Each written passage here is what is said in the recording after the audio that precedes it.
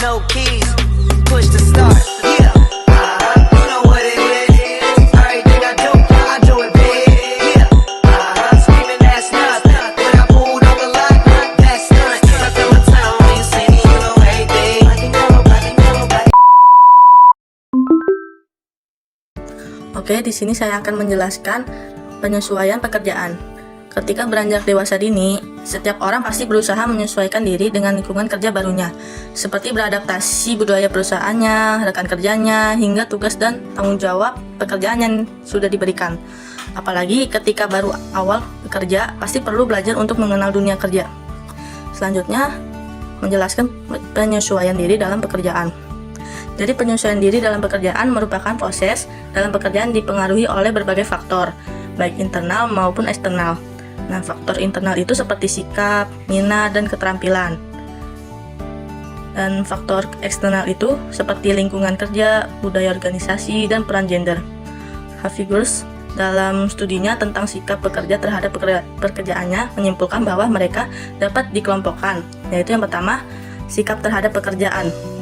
Nah, di sikap terhadap pekerjaan ini ada dua, yaitu pertama itu sikap menopang masyarakat. Jadi kita ini lebih mementingkan aspek finansial dalam pekerjaannya.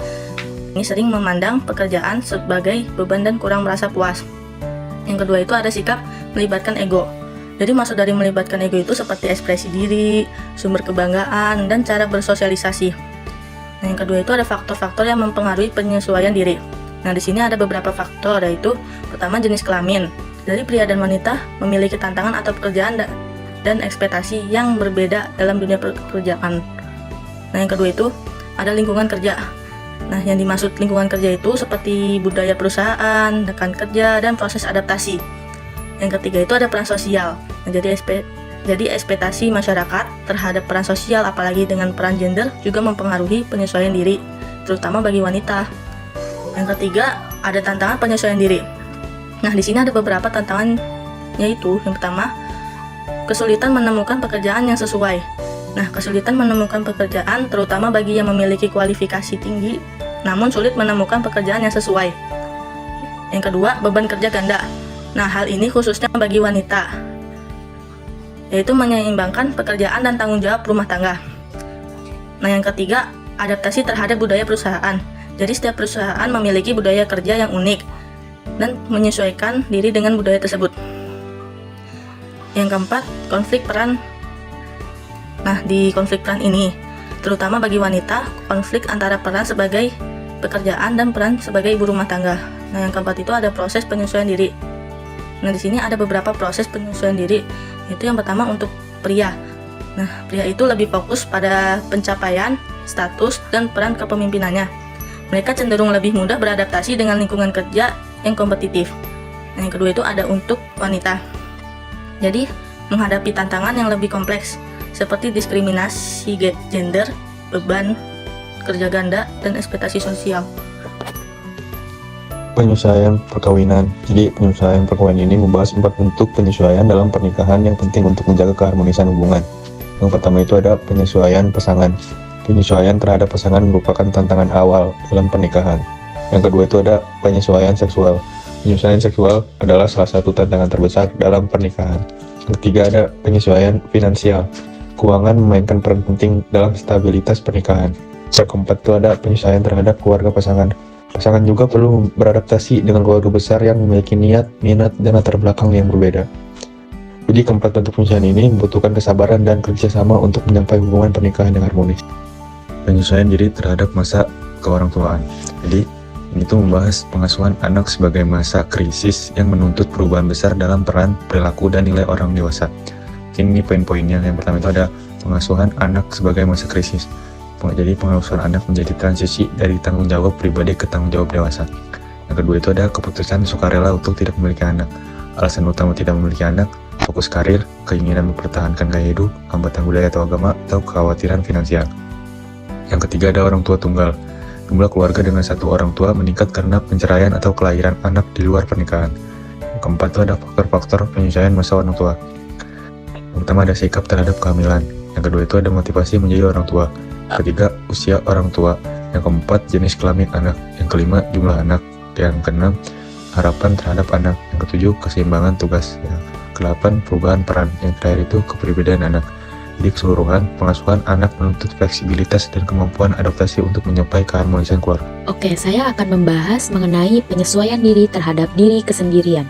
Nah, penyesuaian diri terhadap diri kesendirian ini adalah proses individu belajar untuk menerima, memahami, dan merasa nyaman dengan dirinya tanpa kehadiran orang lain.